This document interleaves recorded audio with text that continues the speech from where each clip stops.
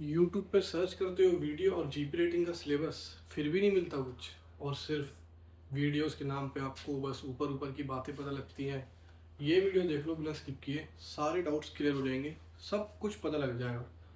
तो वीडियो को शुरू करने से पहले चैनल को कर लो सब्सक्राइब और कर दो लाइक, बेल आइकन दबा लेना, क्योंकि मैं इसी चैनल पे अपनी सारी वीडियोस डालता हूँ। अभी मैंने 2-3 वीडियोस और डाल रखी हैं, अगर आपको वो देखनी है आप वो मेरे चैनल में जाके देख सकते हो। तो आज का मेरा टॉपिक ये है, जीपी रेटिंग ज्वाइन कैसे करें और कहाँ से करें।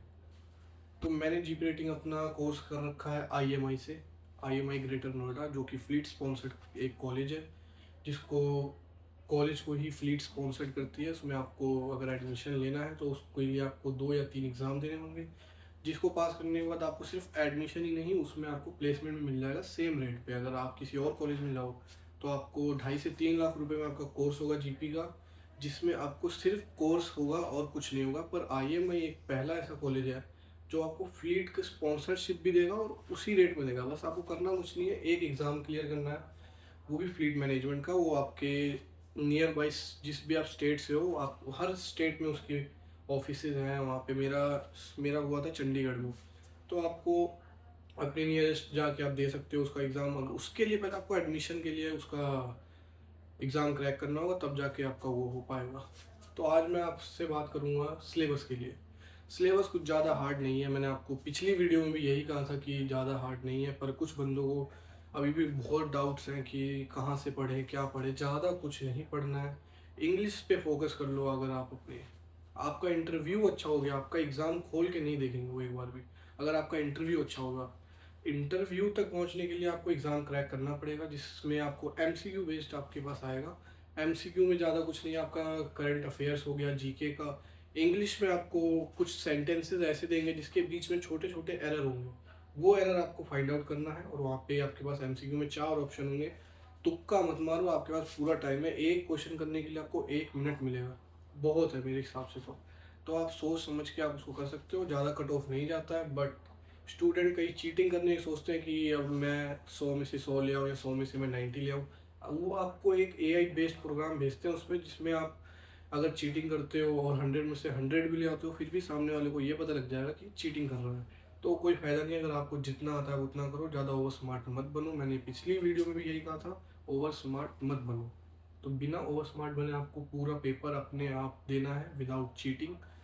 उसके बाद अगर मैं आपको कहूँ कि अगर आपको जीपी रेटिंग अभी करनी है और आप प्रिपरेशन कर रहे हो, तो ये वीडियो देख लो, समझ जाओगे पूरा। पहले हम ये समझेंगे जीपी रेटिंग है क्या।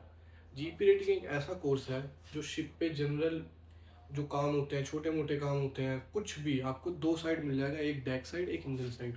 अब आप डेक साइड चूज़ करो या इंजन साइड चूज़ करो। अगर डेक पे कोई भी काम है, चिपिंग, पेंटिंग, क्लीनिंग, सब आपका है। इंजन साइड में आपको ग्रीसिंग, ऑयलिंग, पंपिंग, क्लीनिंग, सारा कुछ आपका है।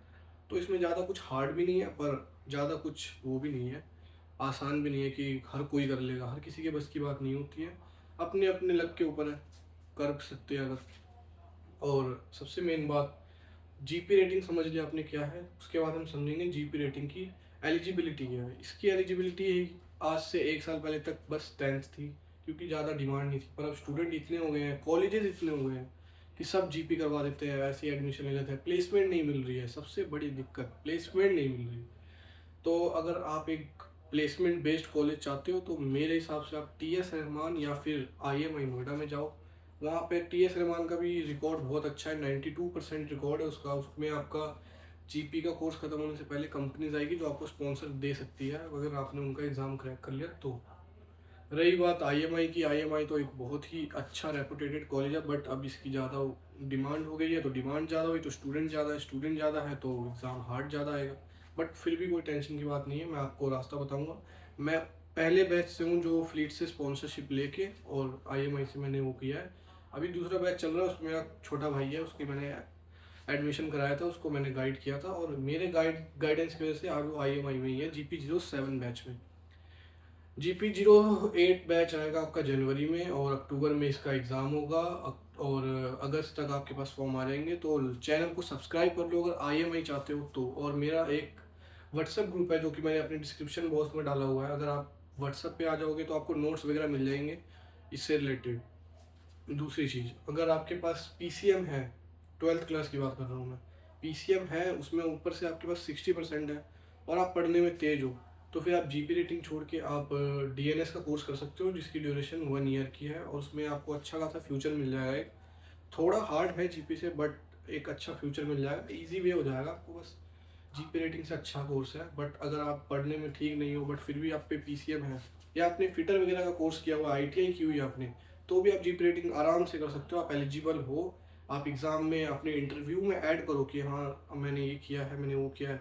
जब भी आप इंटरव्यू दो अपना, आपके सामने कैप्टन बैठा होगा, वो आपकी डिग्री नहीं देखेगा, वो देखेगा आपकी फिजिक और आपके पास क्या क्या अलग एडिशन में, जैसे कि आप एक फुटबॉल प्लेयर हो, आप एक क्रिकेट प्लेयर हो, या फिर जैसे उनको ज़्यादा अट्रैक्ट करता है वो एनसीसी होता है। अगर आप ये कहोगे कि मैंने अपना एक कैंप लगाया था, यहाँ पे मैंने 3 महीने की ट्रेनिंग लिया, तो वो उनको ज़्यादा प्रेफर करते हैं।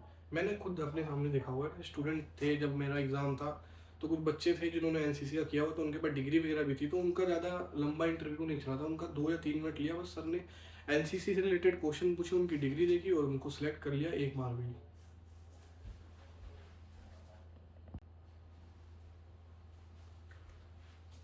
तो अगर आप अभी भी चाहते हो, आप अगले बैच में, अगर टी एस रहमान का मैं बात करूँ, अगर मैं टी एस रहमान की बात करूँ, तो टी एस रहमान का जुलाई बैच आने वाला है और आईएमआई का सीधा जनवरी बैच आने वाला है। जनवरी बैच आने के पीछे क्या राज है, उसमें स्टूडेंट्स ज़्यादा स्पॉन्सर्ड हो गए थे और फ्लीट के पास अभी ड्यू टू वॉर शिप्स कम पड़ गई थी, जो गल्फ एरिया है हमारा, वहाँ से शिप्स के इंपोर्ट और एक्सपोर्ट बहुत ही ज़्यादा कम हो गया, इसलिए वेटिंग 1 साल हो चुकी है। 5 से 6 महीने की थी पहले, अब 1 साल हो गई है। मैं खुद वेटिंग पीरियड का भी ख़त्म कर रहा हूँ, 4 मंथ्स रह गए मेरे भी। तो मैंने सोचा 4 मंथ्स मेरे पास है, तब तक मैं और अपने जैसे स्टूडेंट्स को, जो मैंने भी जीपी रेटिंग ज्वाइन करने से पहले बड़े यूट्यूब पे वीडियोस देखी, कुछ काम नहीं आया। रियलिटी बिल्कुल अलग है, मैं आपको फिर बता देता हूँ। बिल्कुल इंटरव्यू अलग होता है, मैं ये नहीं कह रहा मुश्किल होता है, बहुत आसान होता है। दिमाग ख़राब हो जाता है यूट्यूब पे वीडियोस देख देख के, और इतना पढ़ लेते हैं कि काम का कुछ नहीं पढ़ पाते हो। अब मैं आपको एक इजी वे बताता हूँ, आपको कैसे इंटरव्यू के लिए आपको प्रिपरेशन करनी है और आपको एंट्रेंस एग्ज़ाम के लिए प्रिपेयर होना है। यूट्यूब पे सारी वीडियो देख के कोई फ़ायदा नहीं होने वाला, मैं आपको फिर बता रहा हूँ। उनकी वीडियो देखो जो खुद अभी जीपी से निकले हों या फिर जो जीपी कर रहे हों। यूट्यूब पे कैप्टन्स वगैरह वीडियो डालते हैं कि जीपी रेटिंग ज्वाइन करनी है तो चैनल को करो सब्सक्राइब या वीडियोस देखो। कैप्टन को कुछ नहीं पता कि वहाँ पे क्या हो रहा है क्या नहीं हो रहा है, उनका काम है एग्ज़ाम लेना बस। बट वो जितना उन्होंने खुद सामने से बताया वो ऐसा कुछ नहीं है। मेरे से सिर्फ 3 से 4 क्वेश्चन पूछे थे, मैं वो क्वेश्चन आपको आज बता देता हूँ। फर्स्ट क्वेश्चन था मेरा ये, इंट्रोड्यूस योर सेल्फ। उसमें आपको 3-4 मिनट तक रखना है अपना, बस ज़्यादा नहीं। उसके बाद आपको साइंस, मैथ और जी के, इन सबसे एक एक क्वेश्चन पूछेंगे बस। वो न्यूटन के तीनों लॉ याद कर लेना, कोई भी पूछ सकता है। वो मेरे से थर्ड पूछा था और मेरे बैचमेट से सेकंड पूछा था। न्यूटन के लॉ वगैरह याद कर लेना अच्छे से। बस साइंस में यही पूछते हैं, उससे रिलेटेड और कुछ नहीं पूछते हैं। आपसे थोड़ा बहुत ये पूछ लेंगे वो, जैसे कि आप ये बताओ कि आप अपने आप को आज से 10 साल बाद कहाँ देखते हो, आप कहाँ स्टैंड करते हो, आपका एम क्या है। तो उसमें आपको ये नहीं बताना कि मेरे को सर मर्चेंट नेवी ज्वाइन करनी है। मैंने इसका आंसर दिया था, I want to join merchant navy and I am doing my best, और मैं आगे अपना फ्यूचर इसमें एक अच्छे पोजीशन में देखता हूँ। ये नहीं बोलना है कि हमें कैप्टन बनना है या हमें चीफ इंजीनियर बनना है, क्योंकि जीपी रेटिंग से वहाँ पहुँचने में बहुत ज़्यादा दिक्कत है। तो कैप्टन को लगेगा कि इसको पता ही नहीं है कोर्स कौन सा कर रहा है। इसलिए इसमें आपको बस ये बताना है कि मैं एक अच्छा पोजीशन देख रहा हूँ फ्यूचर में अपना, और लाइफ को मैं अपना सेटल कर रहा हूँ ठीक से। कैप्टन या चीफ इंजीनियर कुछ भी नहीं बोलना है ऐसा। मेरे से सेकंड उन्होंने एक क्वेश्चन पूछा था कि अगर मैं आज आपको सिलेक्ट ना करूं तो आप प्रिपरेशन अभी भी करोगे आगे या फिर यहीं पे आप ड्रॉप कर दोगे। तो मैंने कहा था सर कोई बहुत बड़ी इशू नहीं है अगर आप मेरे को रिजेक्ट करते हो तो। अगर आप मुझे रिजेक्ट करोगे तो मैं आपसे एक क्वेश्चन जरूर पूछूंगा, आप मेरे को रिजेक्ट कर क्यों रहे हो, इसका रीज़न आप मेरे को अगर बताओ तो मैं नेक्स्ट 6 मंथ के बैच के बाद मैं दोबारा यहाँ पे आऊँगा और मैं आपको प्रिपेयर्ड मिलूँगा, और उस क्वेश्चन के लिए तो मैं तैयार मिलूँगा। थर्ड क्वेश्चन उन्होंने ये पूछा था, अगर मैं आज आपको सेलेक्ट करता हूँ तो आप क्या करोगे, प्रिपरेशन करते रहोगे या फिर अब सीधा कॉलेज में जाके पढ़ोगे। तो मैंने उनको ये जवाब दिया था कि सर पहले तो मैं अब एंट्रेंस एग्ज़ाम के लिए पढ़ रहा था, तो अगर अब मेरे पास 1 से 2 मंथ है अगर कॉलेज ज्वाइन करने के लिए, तो उस बीच में मैं अपने सिलेबस का पढ़ लूँगा, जैसे कि मेरे को नेट पे मिल जाएगा। जीएस के एम के 2 सब्जेक्ट होते हैं, इतना आप समझ के जाओ। जीपी रेटिंग करने जा रहे हो, जीपी रेटिंग में सिर्फ 2 सब्जेक्ट होते हैं, जीएस के एंड एम के। जीएसके में आपका होता है जनरल शिपिंग नॉलेज और एमईके में होता है आपका मराइन इंजीनियरिंग। तो बस ये 2 सब्जेक्ट हैं। अगर वो आपसे ये भी क्वेश्चन मेरे बैचमेट से पूछा था कि आप जो कोर्स करने आए हो इसमें कितने सब्जेक्ट्स हैं और क्या क्या हैं वो सब्जेक्ट्स, अब वो बता दो। ऊपर ऊपर का पूछते हैं, अंदर का कुछ भी नहीं पूछते हो। तो आपको ये पता होना चाहिए कि 2 सब्जेक्ट हैं, उनके सामने आपको ज़्यादा भी रियल नहीं होना, फ्रैंक नहीं होना। तो अगर आपने चैनल को नहीं किया है सब्सक्राइब, तो चैनल को सब्सक्राइब कर लो। और अभी भी अगर कोई डाउट रह गया जीपी रेटिंग से रिलेटेड, तो आप चैनल को सब्सक्राइब करके कमेंट बॉक्स में अपना डाउट डाल सकते हो। और अगर कमेंट बॉक्स में से आपको डाउट आपका क्लियर ना हो, तो मैंने डिस्क्रिप्शन में अपना एक व्हाट्सएप का ग्रुप बना रखा है, अभी अभी बनाया है, उसमें आप आओ, आपके सारे डाउट्स क्लियर